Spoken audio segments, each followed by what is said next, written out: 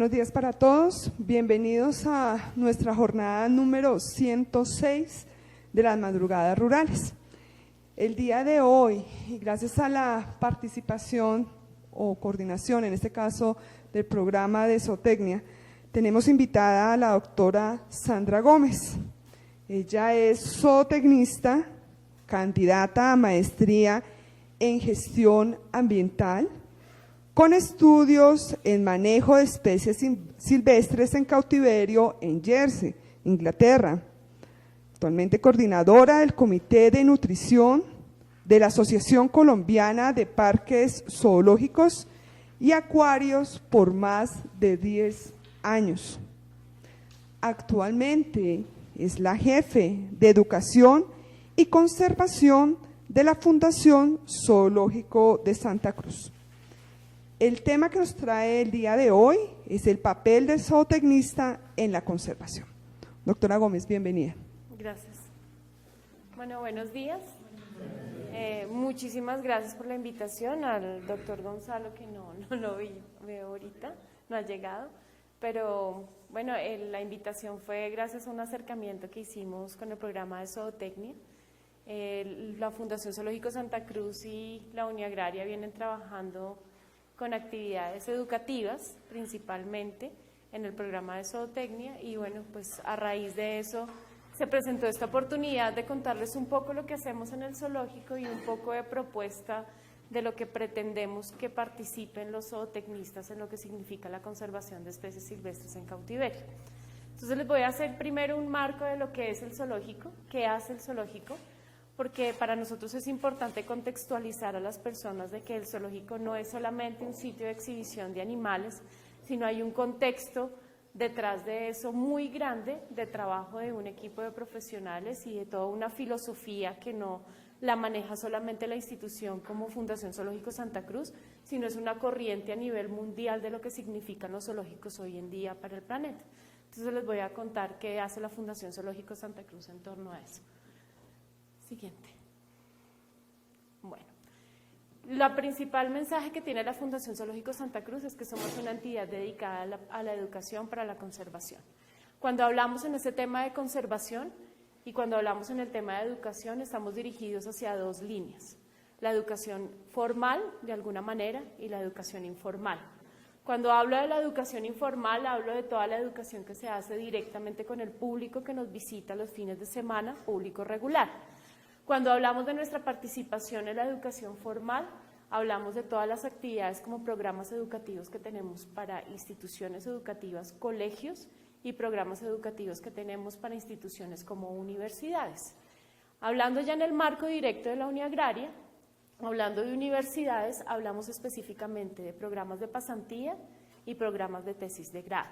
Además de eso, la intervención de estudiantes en semilleros de investigación, dependiendo de la línea que se trabaje en las diferentes universidades, voluntariados e inclusive trabajos de asignaturas específicamente que se puedan hacer dentro del zoológico. Todas estas actividades, tanto de carácter formal o informal, están dirigidas específicamente hacia el tema de conservación y ese es como nuestro pilar principal. Siguiente. La Fundación Zoológico Santa Cruz viene trabajando en dos líneas principales en términos de investigación para la conservación y son dos líneas. La primera es la investigación in situ, que se refiere a todos los trabajos que se hacen directamente en hábitat natural dentro del marco de las prioridades que tenga el zoológico en especies de conservación.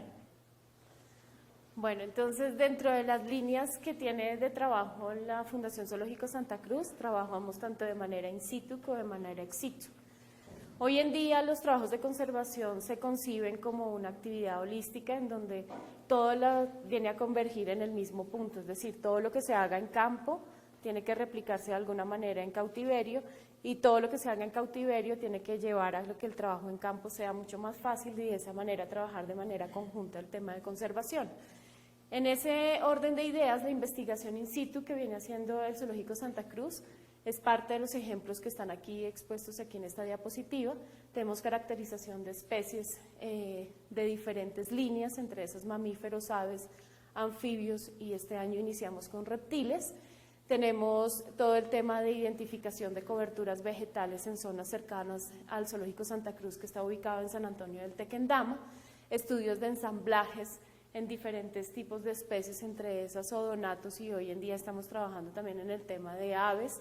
Tenemos también estudios sobre el uso de microhábitat, actividad vocal, morfometría en diferentes especies de anfibios, y además de eso también hacemos estudios de hábitat de abundancia relativa, ahorita en anfibios, pero también los estamos haciendo en este momento en ciertas especies de colibrís. Estas especies que ustedes están viendo acá, por ejemplo, en este caso, este es el denominado inca negro, es una especie en estado crítico de conservación de colibrí en la zona de bosque alto andino, y esta es una Pristimantis rangiforum, que forma parte del grupo del orden del género de los Pristimantis, que son anfibios altoandinos, que están en estado crítico y que además de eso son especies que tienen pero muy poca información. Hasta incluso hoy en día se están descubriendo nuevas especies del género Pristimantis, lo cual genera una importancia muy alta de la institución frente a este tipo de investigaciones. Esto es lo que significa investigación in situ como parte del Zoológico Santa Cruz, pero eso, al mismo tiempo, siguiente, se convierte en un trabajo también interno de actividad en términos de investigación ex situ. La investigación ex situ se refiere a todos los trabajos que se pueden hacer con las especies sacándolas de su hábitat natural. Esos trabajos pueden dedicarse a investigación o inclusive pueden estar dirigidos a temas relacionados con educación ambiental, como les voy a mostrar ahorita más adelante. Estas investigaciones in situ y ex situ se relacionan las unas con las otras. El Zoológico Santa Cruz viene trabajando tanto de manera in situ con las mismas especies como de manera ex situ, de manera que inclusive los estudiantes que participan en estos proyectos de investigación tienen la oportunidad tanto de trabajar de manera in situ como de manera ex situ. En el zoológico hoy en día tenemos trabajos en el género Pristimantis, tenemos un laboratorio de cría específicamente para este grupo del género Pristimantis. Estábamos trabajando con 3 especies fundamentales que son Pristimantes susaguae, bogotensis y rangiforum. En este momento inclusive una tesista de la Universidad del Bosque hizo todo el establecimiento del programa reproductivo de Pristimantis rangiforum y somos la primera institución en el planeta que logra reproducir en cautiverio especies de este género. Se desarrollan diferentes actividades, por ejemplo, en el caso de Lepidópteros. Juanita, que está acá, hizo su tesis, es zootecnista en nutrición en cautiverio de lepidópteros, específicamente en monarca. Entonces, eso es una muestra de cómo el trabajo in situ puede trascender en el ex situ y el ex situ puede trascender en el in situ. Siguiente. De esta misma manera, lo más importante que hemos venido generando en el zoológico es que para nosotros el tema de traducir esa información científica hacia la comunidad local es fundamental para un proceso de conservación. Finalmente, nosotros como investigadores y profesionales hacemos todos nuestros estudios, seguramente sale un paper, publicamos, salen trabajos de grado, etcétera, participamos en congresos, foros y demás, pero si somos reales y conscientes, eso no se traduce en un proceso de conservación real. Eso simplemente se convierte en una información científica que seguramente va a ser útil para otros investigadores y que seguramente podrá ser útil para muchos trabajos. Pero quienes realmente conservan, ¿quiénes son? Las comunidades locales, las personas que viven y conviven con la naturaleza todos los días.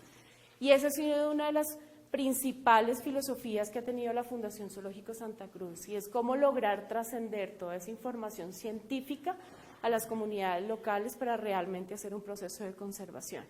Y de esta manera hemos venido traduciendo toda esa información que los estudiantes, profesionales y demás generan tanto ex situ y in situ hacia esa comunidad.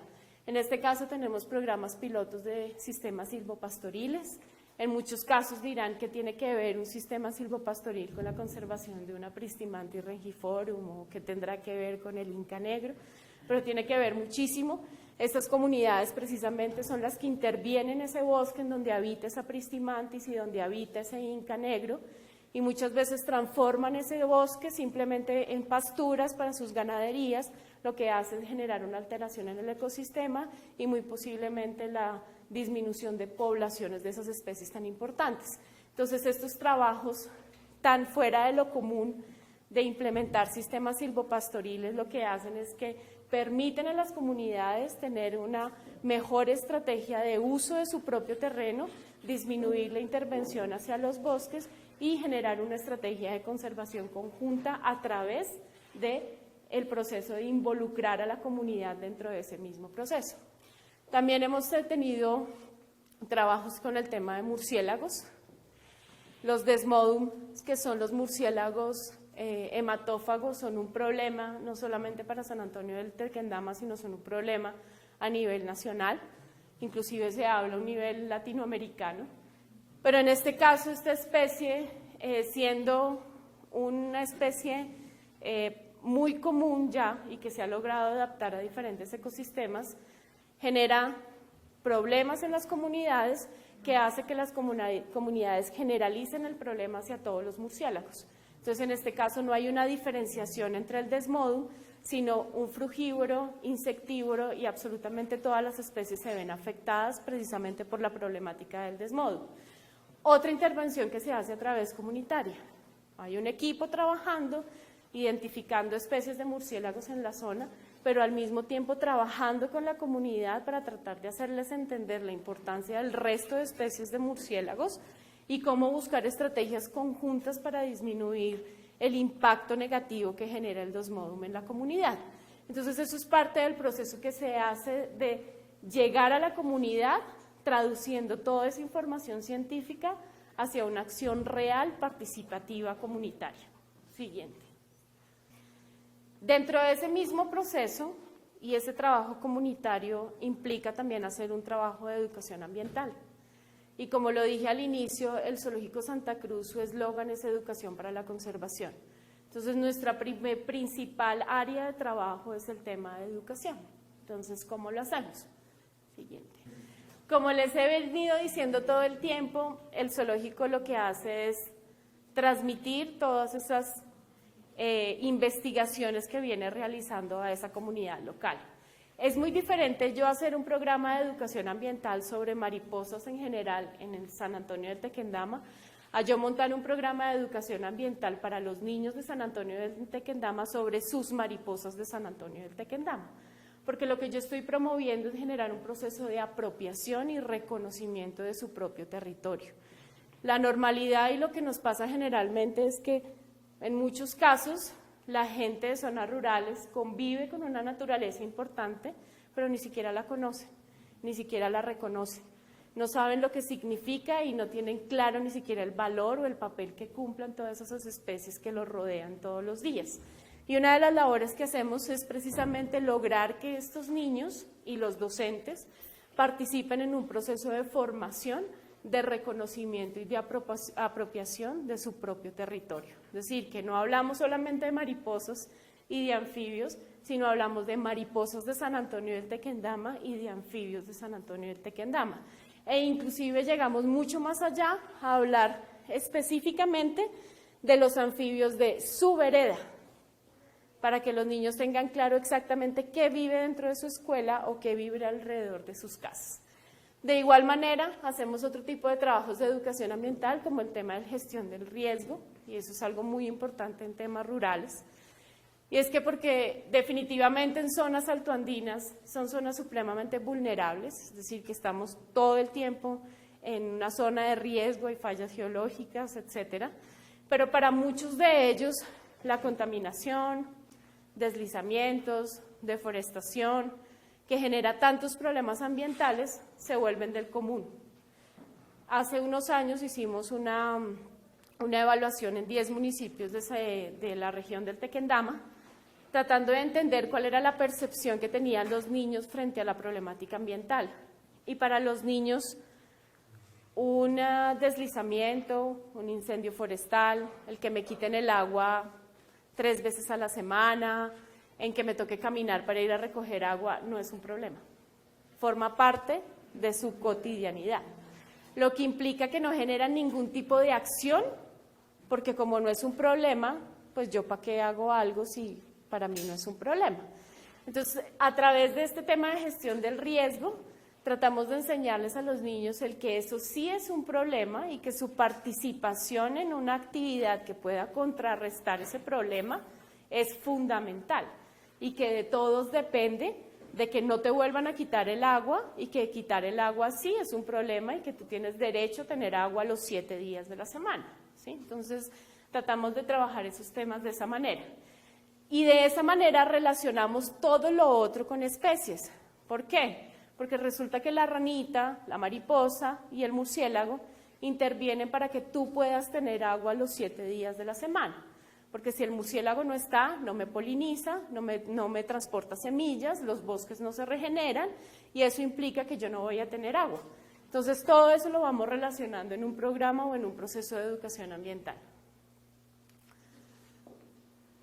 Tenemos todo el tiempo trabajo directamente con docentes a través de la estrategia que tiene el Sistema Nacional Ambiental, que son los proyectos ambientales escolares, los famosos PRAES. El Zoológico Santa Cruz viene apoyando a los municipios para la generación y construcción del PRAE y dentro de ese PRAE aprovechamos nuestra experticia y nuestro propio interés de incluir una línea que hable específicamente sobre apropiación del conocimiento de la biodiversidad local. De manera que en esa línea incorporamos todos los conocimientos que se generen sobre la biodiversidad, tanto ex situ como in situ, dentro de las investigaciones del zoológico. En este momento estamos trabajando en el PRAE de San Antonio del Tequendama y en el PRAE de Cibaté y posiblemente entremos a trabajar en el PRAE de Mesitas del colegio. Tenemos un equipo grandísimo de más de 18 personas que trabajan en todo el proceso de educación ambiental dentro del territorio del Tequendama. Siguiente. Bueno, dentro de la línea, por ejemplo, si ustedes ven en esta fotografía, esta persona que está haciendo ese taller de invertebrados a los niños es un estudiante. Y es el estudiante que hace la investigación in situ sobre invertebrados. Es decir, que él mismo, que produjo el conocimiento, es el que tiene que involucrarse en el proceso de traducir ese conocimiento y llevarlo a los niños y lograr que su mensaje sea recibido y sea entendido. Entonces, esa es la estrategia que también utilizamos. Es decir, que los estudiantes que trabajan con nosotros de alguna manera tienen la obligación de trabajar con las comunidades, porque forma parte del proceso de formación que nosotros consideramos que deben tener los profesionales. Porque hoy en día los profesionales no se pueden quedar solamente metidos entre un escritorio, detrás de un computador, de un microscopio, sino tienen que aprender a relacionar ese conocimiento con la comunidad local y eso es parte de lo que nosotros promovemos. Siguiente. Otra de las líneas que tenemos es el tema de huerta escolar, como parte de la estrategia de generar sistemas de producción limpia, enseñar a los niños cómo en su casa pueden tener sistemas de producción limpia que no generen impacto al medio ambiente. El sistema de huerta escolar también es parte de las estrategias que se tiene a nivel de escolaridad de seguridad alimentaria, porque pues para nadie es un secreto que el tema de deficiencia alimenticia en las poblaciones rurales es supremamente alta y en muchos casos se ha perdido la cultura de utilizar sus propios terrenos, sino producir dinero para ir a comprar y en esos casos pues obviamente la calidad alimenticia disminuye bastante. Entonces esta es otra de las estrategias que tenemos. Si se dan cuenta son espacios muy pequeños, es simplemente como el andén del colegio, pero esos son los espacios que utilizamos para enseñarles a los niños. Siguiente. Dentro de los otros trabajos que hacemos y como parte de los procesos de conservación son todos los procesos de restauración ecológica. Sobre todo este año principalmente estamos trabajando en temas de restauración en fuentes hídricas a nivel local y si se dan cuenta la participación es directa de la comunidad y de los niños. Entonces lo que hacemos es buscar que ese mismo bosque que hemos investigado, que se requiere una intervención por parte de nosotros, no la hagamos solos, sino la comunidad esté dentro de ese mismo proceso de participación. De igual forma, la comunidad siguiente ha venido participando en procesos de recolección de semillas para generar viveros propios que puedan utilizar ese material para sus fincas e inclusive dentro de los mismos procesos de restauración ecológica. Otra de las líneas que venimos trabajando es el tema de residuos sólidos, que es un tema álgido en las zonas rurales. En muchos casos dirán, bueno, ¿qué tiene que ver residuos sólidos con conservación? Tiene que ver mucho, porque desafortunadamente todos estos residuos normalmente terminan en las fuentes hídricas. En muchos casos en sitios turísticos lo que pasa, como por ejemplo en San Antonio, ni siquiera es la misma gente de la población, sino el turista que va de fin de semana es el que genera la problemática de residuos sólidos. Pero en este caso lo que hacemos es que tenemos unos programas de gestión de residuos sólidos a nivel escolar, de manera en que ellos incluso generan sus propios recursos que puedan ser utilizados en otras actividades. Siguiente.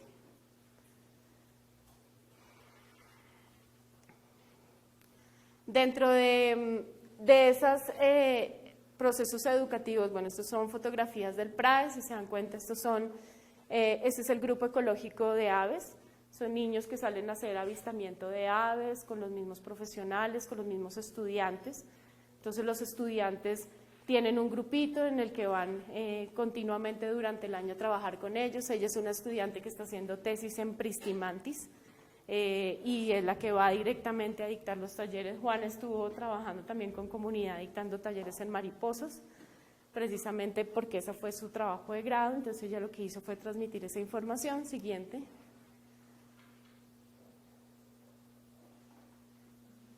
Y estos son los logos de los grupos ecológicos que tenemos montados hasta este momento. Entonces lo que se le hace es generar una apropiación al grupo de anfibios, mariposas, estamos trabajando orquídeas, aves, murciélagos, y esto es simplemente una jornada ambiental que se hace todos los años en donde todos los grupos participan y muestran qué es lo que ha venido aprendiendo durante ese proceso educativo. Estos grupos van rotando, porque pues ya después de tantos años trabajar con anfibios se vuelve... pues ya saben mucho, entonces ya se cambia a otro tema y los grupos van rotando durante a medida que vamos avanzando. Llevamos 12 años en este proceso anterior. Y el año pasado con la CAR logramos que este proceso investigativo se convirtiera en este material educativo que pronto será publicado. Generamos un paquete pedagógico de 7 cartillas educativas que van desde el bosque de niebla, aves, mamíferos, orquídeas, invertebrados, mariposas y anfibios, precisamente colocando toda la información general de lo que significan esas especies, pero además de eso, datos de especies específicas que han venido siendo los resultados de las investigaciones que se han generado a nivel local. Y este año pues vamos a ya hacer la impresión de ese material educativo que se entregará a todas las instituciones educativas y se utilizará dentro del programa como tal del zoológico. Siguiente. Además de otras cosas, pues nosotros los zoológicos a nivel mundial no estamos solos, los zoológicos no trabajamos solos. Considero que es una de las pocas redes que ha logrado mantenerse unido. Colombia tiene una asociación colombiana de parques zoológicos y acuarios, para los que no saben, se llama COPAZOA, tiene más de 12 miembros. Colombia es un país que tiene muy poquitos zoológicos, somos muy poquitos, pero estamos todos unidos en una asociación, incluyendo los acuarios, en donde hacemos diferentes trabajos de manera conjunta y nos apoyamos en diferentes procesos. Además de eso existe una asociación regional, que es la Asociación Latinoamericana de Parques Zoológicos y Acuarios, que va desde México hasta Argentina, y donde están asociadas la gran mayoría de los zoológicos latinoamericanos, también igual de manera conjunta. Pero además de eso tenemos una cabeza mayor, que es la UASA, que es la Asociación Mundial de Zoológicos y Acuarios. Es la entidad que trabaja de la mano con la IUCN y con la ONU para generar corrientes y procesos de conservación e inclusive estrategias de manejo adecuadas para los zoológicos a nivel mundial. Y pues el año pasado tuvimos la oportunidad de ser premiados por la UASA precisamente por los procesos de educación que se vienen generando a nivel comunitario. Entonces fue como uno de los logros que se tuvo el año pasado, además de diferentes financiaciones y reconocimientos a nivel internacional, precisamente por los trabajos investigativos, principalmente en el área de anfibios. Siguiente. Creo que ahí ya acaba eso. No sé si tienen alguna pregunta en relación de esto. Bueno, muy buenos días, mi nombre es Jorge Atuesta, soy coordinador de investigación del programa de zootecnia. Me parece muy interesante el trabajo que ustedes desarrollan y esa articulación que han encontrado entre el proceso de investigación, tanto in situ como ex situ, y los procesos de apropiación social de conocimiento, pues a través de esos PRAES y de esas estrategias de educación ambiental. Tengo una pregunta. ¿Ustedes han evaluado el impacto que ha tenido en la comunidad esos procesos de educación ambiental? Y si es así, ¿cómo o a través de qué metodología los han evaluado? Porque considero que es un trabajo muy valioso, pero todo eso se refleja en cómo realmente impactan esos trabajos a la comunidad. Muchas gracias. Creo que con bueno, pues muchas gracias. Sí, hemos logrado como generar esa articulación. El proceso educativo, como les dije, lleva más de 10 años, lleva 12 años, e inclusive inicialmente realmente el proceso fue solamente para las instituciones educativas primarias. Cuando ya cumplimos los 5 años y nos dimos cuenta que esos niños de primaria que ya habían pasado 5 años iban a entrar a bachillerato, entonces eso implicaba que no podíamos perder el proceso, sino que teníamos que seguir como con la actividad que fuera con los niños de bachillerato, pero al mismo tiempo cuando ya pasaban esos años de bachillerato, pues esos niños tenían familias y por eso fue que empezamos a trabajar con las familias también, es decir, que cuando trabajamos con las familias, los niños tienen doble vía de trabajo dentro de su colegio, pero también en su casa. Entonces hay como un proceso más largo que se puede hacer. Contestando a tu pregunta en el tema de evaluación, sí hemos hecho procesos de evaluación. La gran mayoría de los procesos de evaluación iniciales fue evaluación de conocimientos en relación a conocimientos previos y sobre todo evaluar qué tanto cambiaban su percepción y cuánto cambiaban sus mitos o cosas negativas hacia el animal durante el proceso educativo, ¿sí? Porque uno de los principales problemas que tienen ciertas especies son todos esos mitos que hay a nivel rural, que en muchos casos hace que tengan problemas de conservación, los murciélagos, los anfibios, incluso con el tema que son babosos, que todos son venenosos y una cantidad de mitos que hay a nivel local. Eso es parte de lo que se ha venido evaluando. Ahorita el proceso de evaluación que se está generando es con el impacto a nivel local frente a las condiciones de las especies en hábitat natural, y es un poco lo que hemos querido ya proyectarnos a hacer. Porque, ¿qué pasa? Inicialmente teníamos que hacer un proceso de reconocer qué hay, porque a nivel local de San Antonio del Tequendama no habían estudios de biodiversidad, entonces no había un reporte de donde tú cogerte y decir, mire, en San Antonio están reportadas 125 especies de aves, de las cuales son tales y tales, no existe, o no existía. Eso se está generando solamente a través de nosotros. Entonces, ahorita el proceso de evaluación que vamos a hacer es precisamente evaluar el impacto que ha venido en términos de lo que nosotros iniciamos de evaluación de diagnóstico del efecto que generaba la comunidad sobre los bosques, a cómo ha venido disminuyendo o si ha aumentando o qué posiblemente ha pasado. Ese proceso de evaluación lo iniciamos este año porque los sistemas silvopastoriles apenas llevan 3 años y desafortunadamente los procesos ambientales son muy largos y los impactos se demoran muchísimo tiempo para poder realmente uno tener un resultado. Entonces, las evaluaciones que se han hecho han sido muy puntuales en el proceso educativo de conocimientos, de participación, de percepción, pero ya las evaluaciones de impacto como tal en la zona empiezan a iniciar este año con los estudios que se están haciendo actualmente.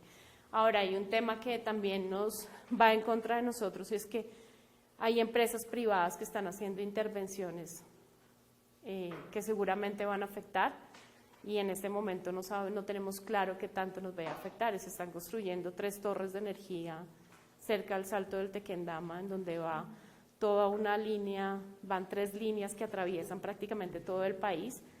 Pues ante eso no hay nada que hacer, porque son directrices de carácter presidencial, ¿sí? Eso es generación de energía, y con la nueva legislación que salió en donde cuando hay requerimientos energéticos urgentes, se omiten los estudios ambientales. Entonces ya hoy en día prácticamente si hay un tema de crisis, entonces ya las empresas pueden tomar la autonomía que quieran. Entonces muy seguramente eso nos va a afectar. En este momento no sabemos qué tanto, pero pues muy seguramente dentro de 5 o 6 años tendremos que volver a retomar esas zonas que ya habíamos estudiado. Lo triste es que, por ejemplo, en esa zona había la posibilidad de haber encontrado una especie que no se había reportado desde hace más de 100 años de un roedor pequeño, y también habíamos encontrado unos anfibios del orden de las niceforonias, que son especies altoandinas muy poco reportadas, pero pues seguramente después de esa intervención pues el impacto va a generar un cambio en la zona, pero sí se hace la evaluación. Pero no es fácil. Evaluación en educación ambiental es un tema de nunca acabar. Buenos días y nuevamente gracias por su ponencia. Mi nombre es Diego Hernández y soy el coordinador de extensión de la Facultad de Ciencias Agrarias. Me llamó mucho la atención, bueno, aparte de toda la presentación, el tema que ustedes están manejando muy paralelo pues a todo con comunidades, que es la gestión del riesgo. Hoy en día obviamente hay una directriz desde el mismo Sistema Nacional de Gestión del Riesgo, la Unidad Nacional de Gestión del Riesgo, independientemente del tipo de amenaza geológica, hidrometeorológica, al interior del zoológico, ¿ustedes tienen contemplados planes de contingencia o planes de emergencia frente a algún tipo de evento? ¿Qué se haría con esos animales? Lo digo porque en algún momento se planteó a nivel nacional con los zoológicos qué se haría en caso de un proceso de evacuación con esos animales. Pues esa es una pregunta que le hemos hecho continuamente a la Corporación Autónoma Regional y a la Alcaldía Municipal, porque digamos que internamente nosotros tenemos todo nuestro programa de gestión del riesgo, ¿sí? Internamente, todo el tema de que sabemos, hay un grupo de brigadistas, hay un proceso de entrenamiento, hay todo un tema de manejo de emergencias, de crisis de diferentes índoles. Inclusive hoy en día estamos trabajando con Juana el tema de crisis de ataques de animales, porque hoy en día la gente está loca y si en Chile un señor se empelotó y se le metió a los leones, pues cualquier cosa puede pasar después de eso.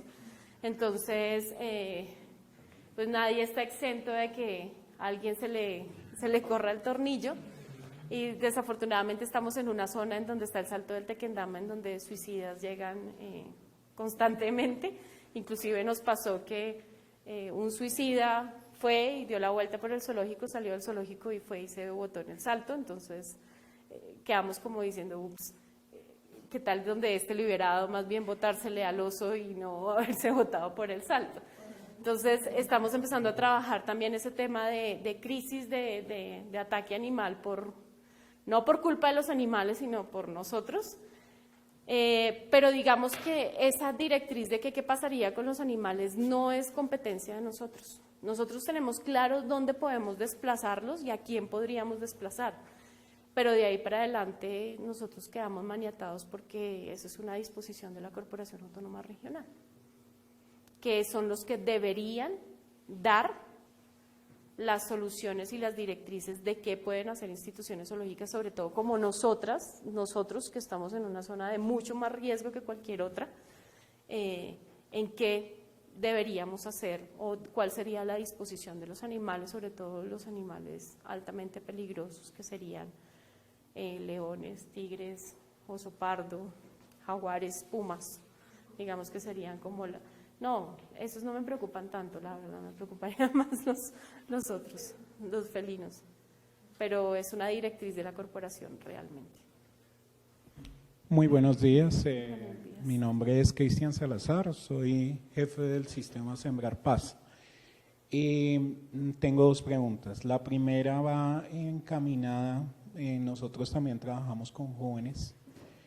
Esa intervención que hacen, que ustedes realizan con los jóvenes en los colegios, digamos, han podido, me imagino, ya después de 10 años, en la medida, medir cuánto tiempo es adecuado trabajar con ellos, o sea, cuánto tiempo dedican, digamos, semanalmente o con ellos, pues, primero para no saturarlos y segundo, pues, para que sea efectivo y y que haya un cambio de mentalidad dentro del proceso que ustedes manejan.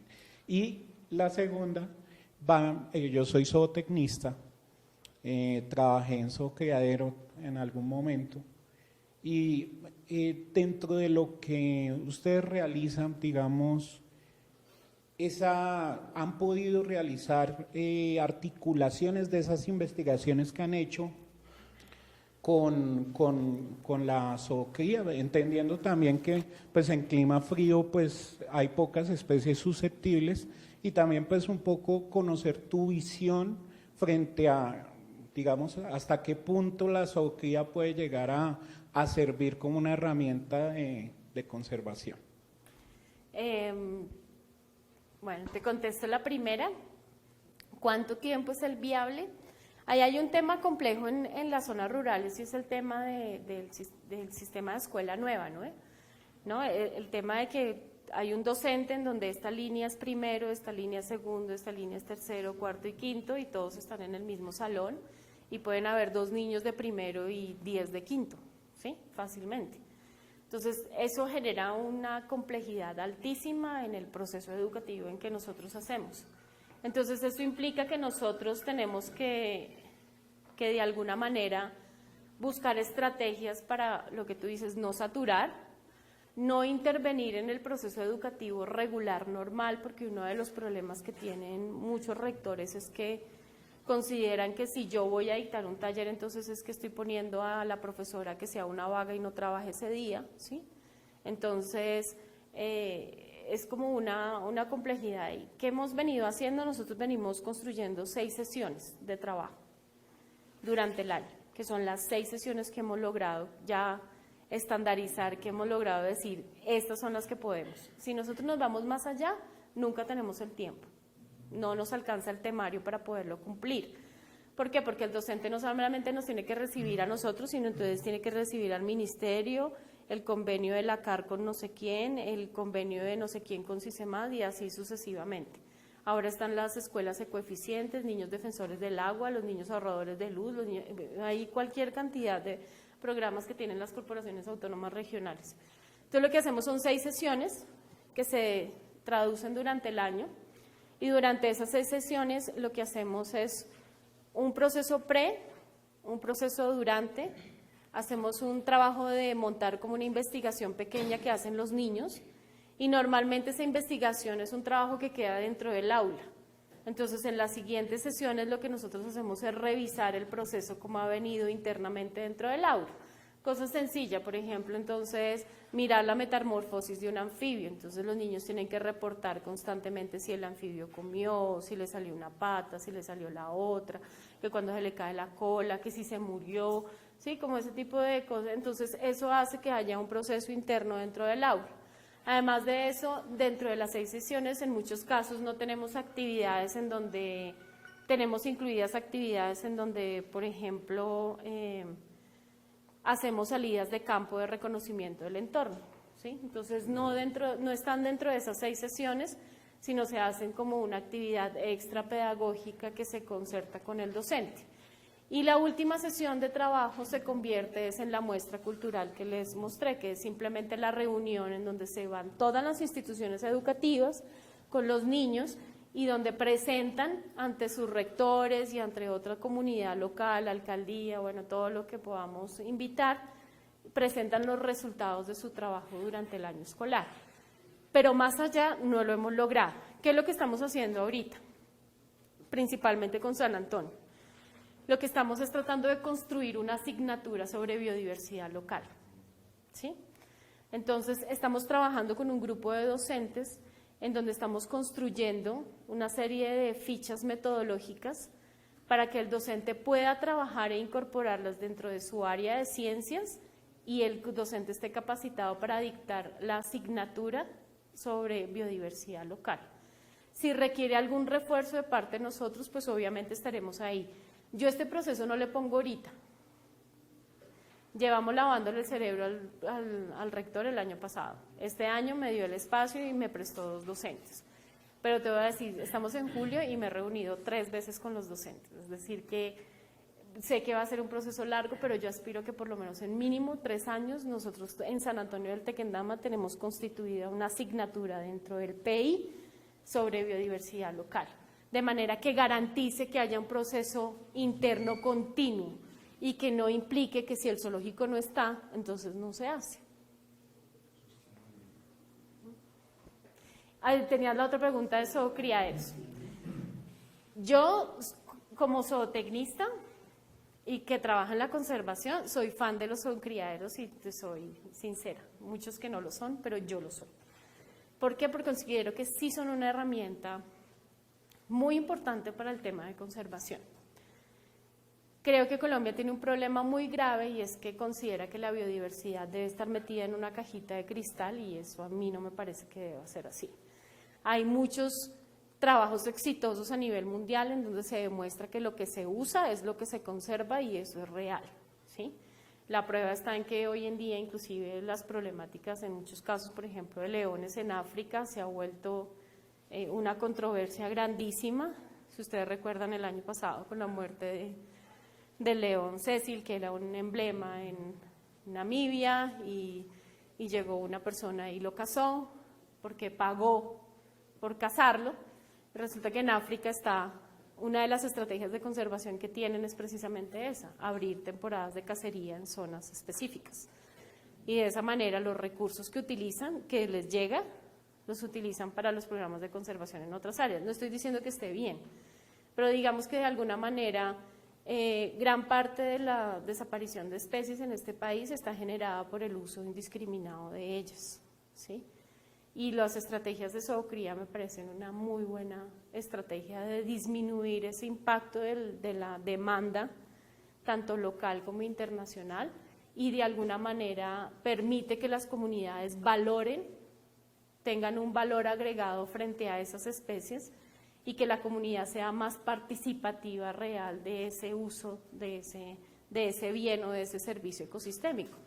Porque desafortunadamente en el tema de tráfico de fauna el que gana no es el que caza, el que gana es el intermediario mayor, que es el que exporta, pero el campesino o la persona local le pagarán 1.000 pesos o 2.000 pesos por cada animalito que va y caza y el otro se está ganando 120, 150, $300 fácilmente. Entonces sí considero que la zoocría es un buen sistema. Conozco sistemas comunitarios en los llanos con Armadillo, con el doctor Ricardo Murillo, y me parecen muy, muy buenos, me parecen muy interesantes, porque es una manera de que la comunidad cría armadillo con sus mismos recursos de la finca. Los borugos y los armadillos los terminan alimentando con los residuos de la casa. Son animales en perfectas condiciones, creo que hasta mejor que los que tenemos en el zoológico incluso. Los sitios de zoocría son 4 palos y un par de tejas viejas y sale, y tienen acceso a proteína de origen animal y disminuye la caza y el impacto a nivel local. Y además de eso la señora vende el armadillo a la vecina o de pronto le vende un boruguito al de al lado y genera un tipo de recurso a nivel local y no hay tanto intermediario. Me parece que es una muy buena estrategia y considero que hay muchas especies que requieren y necesitan el sistema de zoocría, entre esos citácidos, por ejemplo, loros. Deberían haber zoocriaderos de loros y seguramente el impacto y la disminución del comercio de citácidos sería bastante. Y nosotros hacemos zoocría de alguna manera. Nosotros reproducimos anfibios y mariposas. Entonces, de alguna manera nosotros hacemos zoocría. Buenos días, Camilo Castillo, a cargo del Instituto de Estudios Ambientales de Unagraria. Muchas gracias por su presentación. Quiero presentarle 2 inquietudes. La primera, entiendo por lo que nos ha presentado que el zoológico Santa Cruz hace un ejercicio también de liderazgo en relación a la red de zoológicos a nivel nacional.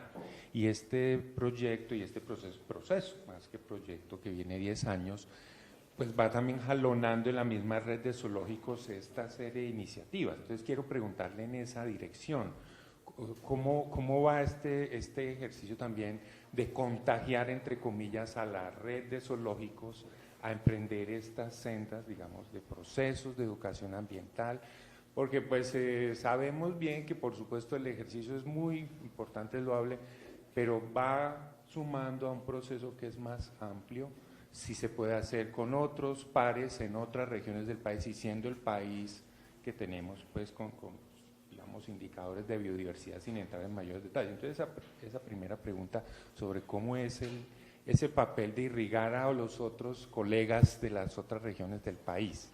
Me sonrío porque me haces devolverme a 15 años atrás. Yo llevo 16 años en el zoológico. Y me hace recordar de las palabras de las personas del zoológico de Cali hoy en día, en donde dicen: por fin entendimos que el zoológico Santa Cruz hace lo que hay que hacer. Entonces, me causa curiosidad, fue porque inicialmente hace 15 años, cuando nosotros empezamos a trabajar con educación ambiental en escuelas y empezamos a trabajar el tema de residuos sólidos, no era como muy bienvenido, porque un zoológico trabajando con residuos sólidos, como que, ¿para qué? Sí, para eso están los animales. O un zoológico que saliera de las instalaciones de la institución no era como muy bien visto, pues como que nos decían que estábamos perdiendo el tiempo. Pero hoy en día las corrientes cambiaron, afortunadamente, inclusive la UAS, como les dije, que es la institución o la cabeza mayor, en su última estrategia de lineamientos para zoológicos, hablas precisamente del deber que tienen las instituciones los zoológicas a nivel mundial del trabajo con comunidades. Y creo que sí es una corriente que se ha venido transmitiendo, sobre todo a nivel latinoamericano, ¿sí? Si nosotros somos real, si yo soy real y consciente, los zoológicos europeos y zoológicos, bueno, no tanto los europeos, los zoológicos gringos lo que hacen es aportar la plata, ¿sí? Entonces ellos financian un programa, pero no hacen directamente trabajo con comunidades. Entonces, por ejemplo, el zoológico de Chicago nos financia a nosotros, en su momento nos financió Lincoln Park y así diferentes formas. Pero yo creo que los veraces y los duros en el asunto de trabajo comunitario que se han convertido en los últimos, yo creo que 5 años fácilmente, es los zoológicos latinoamericanos. Y entre esos los principales son Colombia y Argentina, que son como los dos pilares fuertes que vienen moviéndose en el tema de trabajo con comunidad. Y creo que se ha venido como extendiendo cada vez más y creo que ya hay un entendimiento del labor o el papel que forma un zoológico dentro de la sociedad, porque el problema era que la institución zoológica era considerada como un sitio de turismo más allá de otra cosa. Hoy en día los zoológicos han logrado demostrar que cumplen una función social. Además de turismo, generamos empleo, generamos conocimientos, hacemos intercambio de saberes, somos parte del desarrollo de una región, somos parte del toma de decisiones de una región en muchos casos. Entonces eso hace que tengamos una labor social o un impacto en la sociedad supremamente importante, lo que obviamente ha generado que en la comunidad zoológica se conciba hoy en día como los zoológicos como una entidad social. Y precisamente esa fue la discusión de hace más o menos un mes en un congreso latinoamericano en el cual estuvimos todas las instituciones zoológicas y en donde se llegó a esa conclusión, en donde los zoológicos tenemos que convertirnos en una entidad que trabaja para la sociedad. Y eso es lo que el Zoológico Santa Cruz ha venido haciendo y esa ha sido su filosofía. Entonces sí hay una transmisión de información y sí hay un contagio a nivel local. Qué bueno, pues mencionaba una primera pregunta. La segunda inquietud es la pregunta hacia dónde iría precisamente con esta nueva mirada, corriente, digamos, que nos hace pensar también que es un turismo sostenible, digamos que es una nueva posibilidad de concebir el turismo y dejar atrás, digamos, esos otros aspectos. Y en esa dirección le quiero preguntar hacia dónde iría el proceso, teniendo en cuenta también lo que nos ha contado de cómo ha ido, por ahí también la pregunta, cómo ha ido avanzando, escalando este papel que está jalonando, digamos, la red y el zoológico con la institucionalidad, digamos, local y territorial, digamos, porque sabemos que eso no es de la noche a la mañana, no. pero parece que hay allí un terreno que ha ido avanzando y quiero preguntarle ahí cómo está vislumbrando el papel también de las instituciones universitarias, cómo nosotros estamos en el horizonte pensando en un técnico, el diseño de un técnico ambiental que contemple también una participación en procesos de esta naturaleza. ¿Cómo ve ese futuro para poder ir dando, y seguramente vamos a pedirle una mesa de trabajo posterior a la madrugada, pero cómo ve ese futuro próximo? Porque sin duda el papel de los departamentos, los municipios, aquí es importantísimo. No puede ser solo un esfuerzo, digamos, de Único, iniciativa sí. de la red. Sí, Gracias. exactamente. Creo que digamos que la desventaja por esa parte que tiene Colombia es que tenemos muy poquitos zoológicos y la representatividad a nivel regional no está completa, ¿sí? Entonces digamos que no es que tengamos un zoológico en cada departamento del país como para que uno pudiera hacer una red como a nivel general. Digo desventaja por ese lado porque pues de alguna manera la asociación es consciente de que no quiere más zoológicos porque considera que no es necesario ni es la visión que se debe tener en el futuro de tener y tener y tener más zoológicos. No es como no es la corriente que se viene a nivel mundial, todo lo contrario. Lo que se quiere es frenar el proceso de generación de zoológicos, es los que están, que los zoológicos que están se enfoquen en el trabajo como debe ser, ¿sí? En su función social dentro de la región en la que estén, y trabajar por la conservación y la mitigación del tráfico de fauna, pero la solución no es crear más zoológicos tampoco. Pero sí somos un ente de apoyo en toma de decisiones, ¿sí? Tanto así que la Asociación Colombiana de Parques Zoológicos y Acuarios hoy en día forma parte de las instituciones que son consultadas por parte del Ministerio para cambios legislativos. Entonces formamos parte de mesas de trabajo para cambios de legislación en términos ambientales, e inclusive todos los programas de conservación de especies establecidos por el Ministerio incorporan a los zoológicos dentro de sus estrategias de conservación. Entonces sí somos una entidad que se ha convertido en una herramienta fundamental para los procesos de conservación de muchas especies. Pero a tu concepto de que tiene que ir mucho más allá, es cierto, porque el impacto que genera el zoológico en una región en muchos casos ni siquiera se ve a simple vista, pero el impacto es muy fuerte. Hace unos años la gobernación de Cundinamarca le ofreció al zoológico trastearse, irse a otro municipio, y la respuesta fue no. Nos interesaría en términos económicos, pero en términos filosóficos y como éticos no, porque era acabar con la región del Tequendama literalmente, porque el turismo de la región se mueve por el zoológico Santa Cruz, porque la señora que sale a vender el pan el fin de semana, el pan de bono, se mueve por el zoológico Santa Cruz, porque el restaurante de al lado, el turista que sale del zoológico se va a almorzar al lado o desayuna antes de entrar al zoológico, porque la empresa de transporte transporta, la gran mayoría se queda en el zoológico Santa Cruz.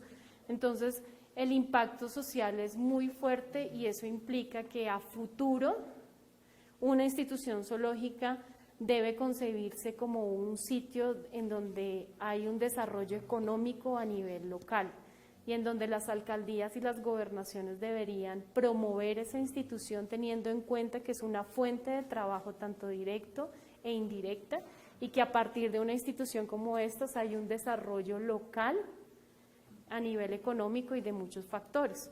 Entonces sí es muy importante que hoy en día los profesionales que trabajan, por ejemplo, en un sitio como el Zoológico Santa Cruz, donde se habla de conservación y educación, no lo conciban solamente como el sitio en que yo llego a las 8, voy y doy la vuelta y veo a mis animalitos y paré de contar, no, sino que esa labor que está haciendo implica la vida de cientos de personas que todos los días se mueven gracias o viven gracias al Zoológico Santa Cruz. Es decir, que si yo tengo el jaguar en perfectas condiciones, eso implica que el visitante que llegue le va a comprar el pan, tomó la flota, salió al restaurante, etcétera, y dio todo un movimiento regional gracias a esa labor que hizo ese profesional dentro de la institución. Entonces es muy importante el desarrollo que se pueda generar alrededor de estos sitios. Hoy en día el turismo ambiental es un tema muy fuerte y los zoológicos tenemos que empezar a vernos como un sitio turístico más allá de un recorrido de ver animales. El Zoológico Santa Cruz está proyectando a eso. El Zoológico Santa Cruz se está posicionando como una entidad referente en términos ambientales a nivel regional. Es decir, que el día de mañana, si el señor alcalde necesita una asesoría de algún tema de evaluación de impacto ambiental, pues el Zoológico Santa Cruz sea la entidad que haga esa labor, porque es la institución que conoce y que tiene toda la experticia y que tiene el equipo de profesionales aptos para poder generar ese tipo de labor, y de alguna manera lo hemos venido convirtiéndonos. Entonces, esa es como la labor que considero que tiene que convertirse los zoológicos. Por ejemplo, el zoológico de Cali lo es para su ciudad. Ellos son los que generan parte de las estrategias educativas de las instituciones educativas de la ciudad a través de la gobernación del Valle del Cauca. Entonces el Valle del Cauca le entrega esa directriz al Zoológico de Cali porque considera que tiene toda la experticia para que lo haga, ¿sí? Y eso es lo que también hace el Zoológico Santa Cruz. Entonces la Alcaldía de San Antonio le entrega ciertas labores porque considera que la Fundación es la entidad idónea para hacer ese trabajo. Y la ventaja que tenemos los zoológicos es que no nos vamos. Entonces, sea lo que sea, ahí va a estar, que no pasa con otras entidades. Entonces se contratan, vienen y hacen el trabajo, salen y se van y nunca más volvió a aparecer. En cambio, los zoológicos no, son entidades permanentes, ahí van a estar. Entonces siempre va a haber un contacto constante. Buenos días, mi nombre es Víctor Manuel Gómez, soy docente de tiempo completo, coordinador de extensión del programa de Ingeniería Mecatrónica. Quisiera hacer una pregunta respecto al tema de los zoocriaderos. Yo pues no soy un experto en el tema, pero me he enterado que para poder montar un zoocriadero de algunas especies se requiere mucho tiempo y hay muchos requerimientos del Estado. Creo yo que en términos digamos de una producción doméstica, de pronto por allá lejos en una casa campesina, pues se podría, pero si se quiere impactar fuertemente en la reducción digamos, de la caza de esas especies nativas que, digamos, que pueden estar en peligro, se hace difícil digamos, que se surjan iniciativas, digamos, empresariales o comerciales, o de emprendimiento, orientadas a producir este tipo de especies de forma, digamos, ¿cómo me puede decir esto? Como productiva, como lo hacen digamos, con el ganado o Sí. con otras especies. Entonces, ¿usted qué cree que le falta a la normatividad que existe hoy para hacer que sea más real la oferta de este tipo de productos en Colombia?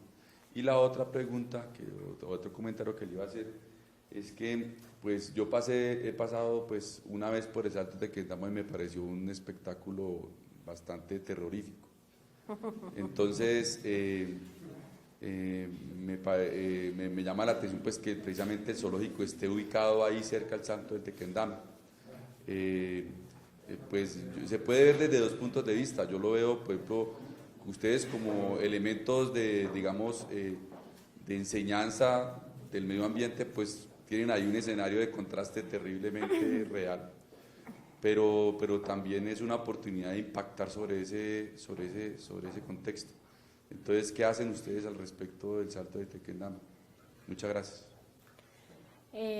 A la primera pregunta, legislación ambiental en Colombia, creo que somos un referente a nivel internacional en términos de legislación ambiental. Teóricamente Colombia tiene una de las mejores estructuras legislativas ambientales que hay a nivel de Latinoamérica. Nos utilizan como parte de referencia para poder construir. Chile, por ejemplo, ahorita lo está haciendo, está utilizando la legislación colombiana como un modelo de buena legislación. No estoy diciendo que esté mal, lo que pasa es que considero que hay mucha legislación que está construida hace muchos años atrás que no responde a las dinámicas mundiales actuales. La legislación que maneja zoocrías zoológicos es del 78. Apenas hubo una reforma en el 2001 y ya pasaron 15 años. Y la dinámica del funcionamiento y de las necesidades globales pues cambia continuamente. Y muchas especies que están en estado de conservación crítico, y gran parte de ellas por la cacería indiscriminada, ni siquiera están listadas dentro de las especies posibles dentro de los sistemas de zoocría, entre esos los loros y los guacamayos, por ejemplo. Entonces eso hace que se convierta en una legislación muy restrictiva y en muchos casos se puede dar hasta injusta, porque las comunidades locales no pueden acceder a ese tipo de permisos porque cuestan muchísimo dinero, porque es muy engorroso, porque inclusive lo desconocen.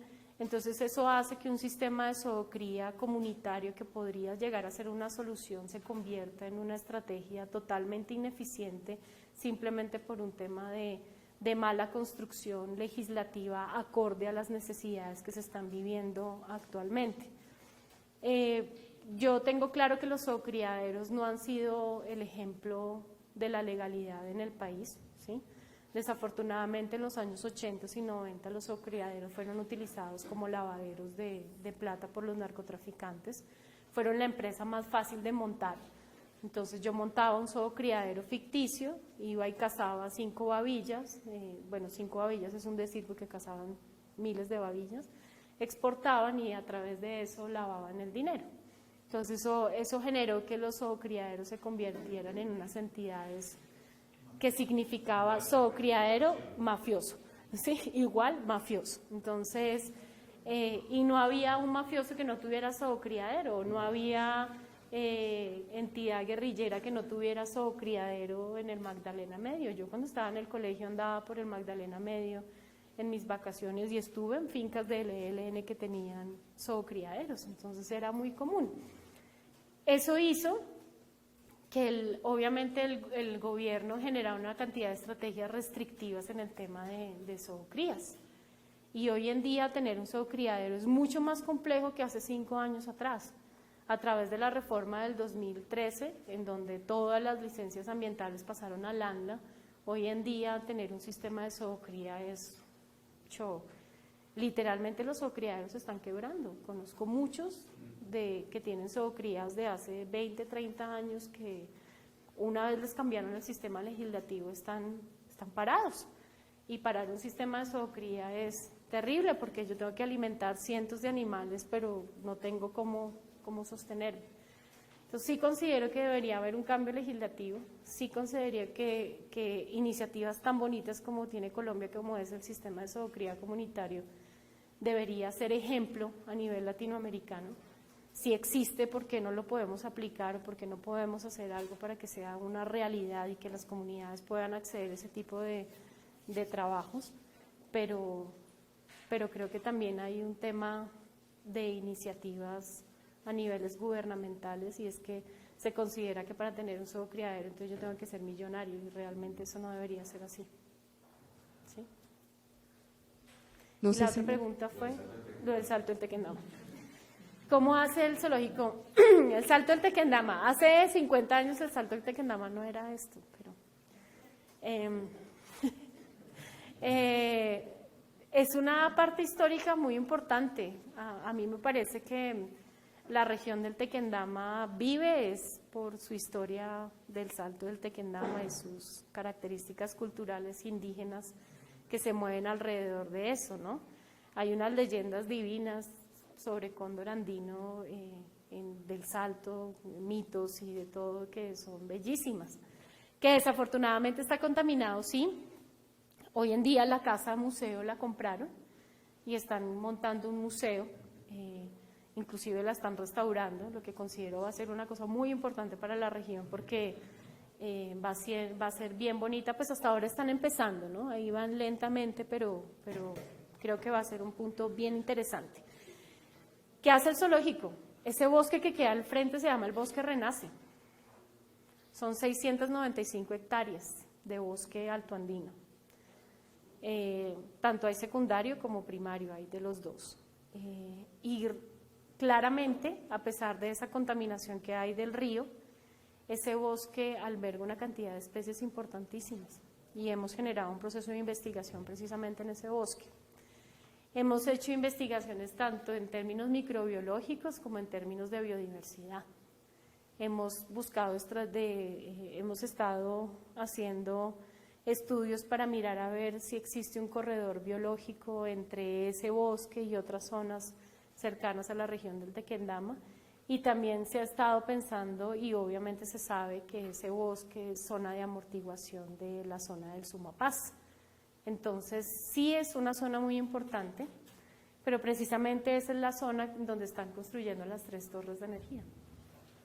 Entonces fueron 3.800 hectáreas que se fueron para el piso, precisamente para la construcción energética, ¿sí? Que es la zona de impacto que les digo que seguramente tendremos que evaluar, porque nosotros duramos 2 años metidos entre ese bosque haciendo investigación. Entonces, pues, dentro de unos años tendremos que ir a mirar a ver qué pasó, pero digamos que eso es lo que hacemos. ¿Qué más hacemos? Pues, en todo el trabajo de educación ambiental en términos de agua, en disminución de contaminación, y pues es fundamental. Y tratamos de participar en todas las estrategias de descontaminación del río Bogotá, que desafortunadamente nunca funcionan cada 4 años cuando las alcaldías se están acabando y empiezan a hacer campañas, entonces otra vez vuelve y sale el tema. Hay un día declarado en el mes de febrero, febrero o marzo, donde se hacen jornadas por la descontaminación del río Bogotá, entonces hay un día declarado en donde todas las instituciones educativas trabajan sobre ese tema, pero digamos que esa es como la participación que tiene el zoológico, que es como lo que máximo que nosotros podemos hacer. Trabajamos por disminuir vertimientos, apoyamos a la alcaldía en el tema de ubicación de cuáles son las principales fuentes de contaminación de las fuentes hídricas que van a dar al río Bogotá ahí en la zona, pero de ahí para allá sí ya, porque eso es un tema gubernamental de muchos departamentos que se tienen que poner de acuerdo, muchas instituciones, entonces yo doy plata, usted no, entonces yo por qué, y así se la han pasado durante varios años, y esta es la hora que no hay ninguna solución. Si hay una contaminación muy fuerte, se han encontrado microorganismos potencialmente peligrosos solamente con las goticas de agua que salen por la caída del Salto. Pero lo que les digo, extrañamente en el bosque hay una diversidad altísima de biodiversidad, lo que uno nunca hubiera pensado, e incluso hasta hay poblaciones de primates que viven en esa zona, entonces algo indica que no está tan extremadamente mal, o que las especies han logrado adaptarse a las condiciones en las que están. Eso es lo que hacemos. ¿Alguien tiene tal vez alguna otra pregunta? Perfecto. Entonces, pues, doctora Sandra, muchísimas gracias por su intervención. Yo creo que más que un merecido aplauso para nuestra conferencista del día de hoy. Y les recordamos la invitación que tenemos en esta oportunidad, ya no dentro de 8 días, sino dentro de 15 días, para nuestra jornada de la madrugada rural. Deseamos a cada uno de ustedes un muy buen día. Muchísimas gracias.